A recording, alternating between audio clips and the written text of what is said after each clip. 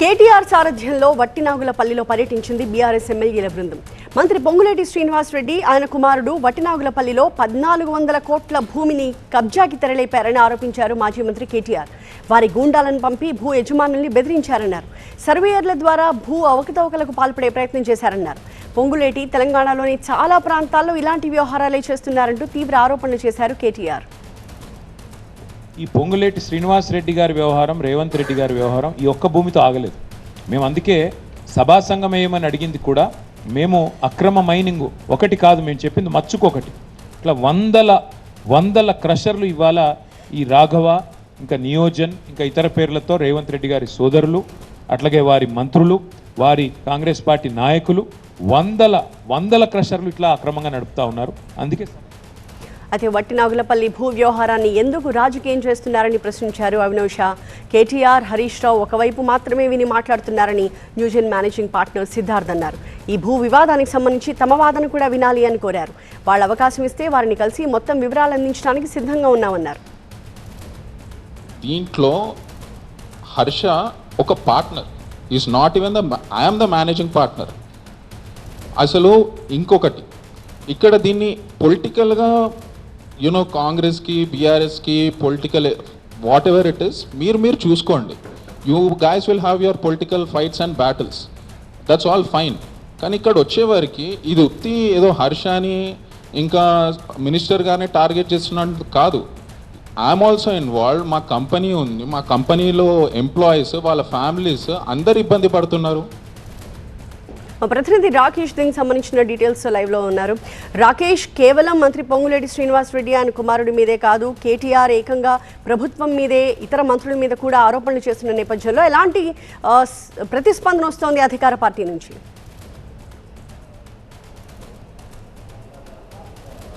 అధికార పార్టీ వెనకుండా ఈ press meet పెట్టించారనేది BRS ఇప్పుడు చెప్తున్నటువంటి మాట. ఈ 27 ఎకరాల వట్టినాగులపల్లి ల్యాండ్ ఇప్పుడు రెండు పార్టీల మధ్య మాటల యుద్ధంగా మారింది. ఈరోజు కేటీఆర్, హరీష్ రావు ఎమ్మెల్యేలందరూ కూడా ఆ ల్యాండ్ను ఫిజికల్గా అక్కడికి వెళ్ళి ఆ బాధితులతో అక్కడ ఒక ప్రెస్ మీట్ కండక్ట్ చేశారు. బాధితులతో కూడా మా ల్యాండ్ కబ్జా అయింది, మా ల్యాండ్ కబ్జా కాకముందు 2 సార్లు మంత్రి పొంగులేటి, ఆయన కొడుకు హర్ష ఇద్దరు మా ఇంటికి వచ్చారు, బెదిరించే ప్రయత్నం చేశారు. వినకపోతే ప్రభుత్వ యంత్రాంగాన్ని వాడి, రెవెన్యూ వ్యవస్థను వాడి అక్కడ కావాలని ఒక సర్వే క్రియేట్ చేసి ఆ సర్వేలో గవర్నమెంట్ ల్యాండ్ ఉన్నట్టుగానో లేకపోతే కొంత ల్యాండ్ వేరే సర్వే నెంబర్ దాంట్లో ఇంక్లూడ్ అయినట్టుగానో చూపించి మమ్మల్ని బెదిరించేటువంటి ప్రయత్నం చేశారంటూ వాళ్ళు మాట్లాడారు. బాధితులకు అండగా ఉంటాం, ఇలాంటి వాళ్ళు రాష్ట్రంలో చాలామంది ఉన్నారు. రెవెన్యూలో 1 కోటి ఎకరాల భూమి ఇలా తప్పుడు సర్వే నెంబర్లు వేసో లేకపోతే నిషేధిత జాబితాలో వాటిని పెట్టి కావాలని బ్లాక్మెయిల్ చేస్తున్నారంటూ అక్కడ కొన్ని ఆరోపణలు చేశారు. చాలా తీవ్రమైన అటువంటి ఆరోపణలు మంత్రి పొంగులేటిపై, ఆయన కుమారుడిపై, హర్షపై కూడా చేశారు. ఎవరైనా ఇలాంటి బాధితులు ఉంటే, పొంగులేటికి సంబంధించో, ప్రభుత్వానికి సంబంధించో లేకపోతే కాంగ్రెస్కి సంబంధించినటువంటి బాధితులు ఎవరైనా ఉంటే వాళ్ళ ల్యాండ్కి సంబంధించిన డీటెయిల్తో తెలంగాణ భవన్కి రండి, న్యాయ సహాయం చేస్తాం, అవసరమైతే మేము కూడా వెనకాల ఉంటామంటూ ఆ ల్యాండ్లో ఉండి ప్రెస్ మీట్ కండక్ట్ చేయడం అనేది కొంత సంచలనంగా మారింది. ఇప్పుడు అవతల పార్టీ ఎవరైతే అవినాష్ షా అక్కడ ఉండి ప్రెస్ మీట్ పెట్టారో ప్రెస్ క్లబ్లో, ఆయన చెప్తున్న వివరాలు ఇంకొంత డిఫరెంట్గా ఉన్నాయి. ఇది ఒక ఫ్యామిలీ డిస్ప్యూట్. మేము వాళ్ళు ఇద్దరం కలిపి పంచుకున్నటువంటి భూమి, తరతరాలుగా వస్తున్నటువంటి ఆస్తి. ఆ పంచుకున్న దాంట్లో కొన్ని డిస్ప్యూట్స్ ఉన్నాయి.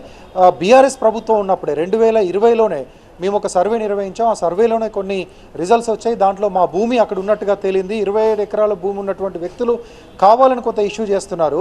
మాది కేవలం 3 ఎకరాలే. ఆ 3 ఎకరాల్లో మాకు మిగిలింది ఎకరం మాత్రమే. 2 ఎకరాలు మాకు దాంట్లోంచి రావాలనే మేము ఫైట్ చేస్తున్నాం. ఇది కోర్టులో ఉంది. దీంట్లో రాజకీయ జోక్యం లేదు. పొంగులేటి కొడుకు హర్షకో దీంట్లో సంబంధమే లేదంటూ ఇటువైపు ఉన్నటువంటి అవినాష్ పార్టీ చెప్తున్నటువంటి విషయం.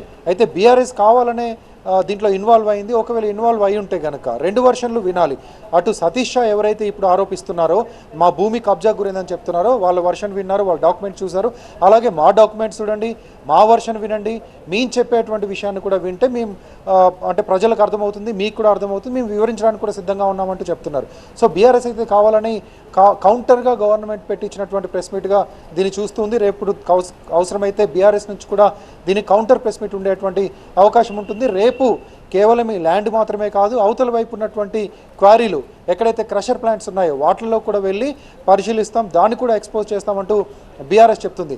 మొత్తంగా వట్టినాగులపల్లి హాట్ ప్లేస్లో ఉన్నటువంటి ఔటర్ రింగ్ రోడ్ పక్కన ఉన్నటువంటి 27 ఎకరాల బిట్ ఇప్పుడు రెండు పార్టీల మధ్య నగులుతున్నటువంటి అంశంగా మారింది. నిజంగా పొంగులేటికి సంబంధాలు ఉన్నాయా లేవా అనేది పక్కన పెడితే ఆ ఫ్యామిలీ, రెండు ఫ్యామిలీలకు రెండు పార్టీలు మద్దతు ఇస్తున్నట్టుగా, ఒక్కో ఫ్యామిలీకి ఒక్కొక్క బ్యాక్గ్రౌండ్లో ఒక్కొక్క రాజకీయ పార్టీ ఉన్నట్టుగా బయటకు మాత్రం కనిపిస్తూ ఉంది. బీఆర్ఎస్ మాత్రం స్పష్టంగా ఇది ఒక అవినీతి వ్యవహారం, దీన్ని ఎక్స్పోజ్ చేయడానికి ఇక్కడికి వచ్చామని బీఆర్ఎస్ చెప్తుంది. అక్కడ మాత్రం ఇది పొంగులేటికి సంబంధం లేదు, అక్కడ కనిపిస్తున్నటువంటి న్యూజెన్ కంపెనీ మాత్రమే ఉంది. హర్ష దగ్గర కేవలం డిజైన్స్ కోసమో ఇక్కడ ఎలాంటి డెవలప్మెంట్ చేస్తే బాగుంటుందని సజెషన్ కోసమే వచ్చారనేది అవినాష్ షా చెప్తున్నటువంటి వర్షన్. రేపు ఇది ఎలాంటి టర్న్ తీసుకుంటుందో చూడాలి. Right, thank you Rajesh.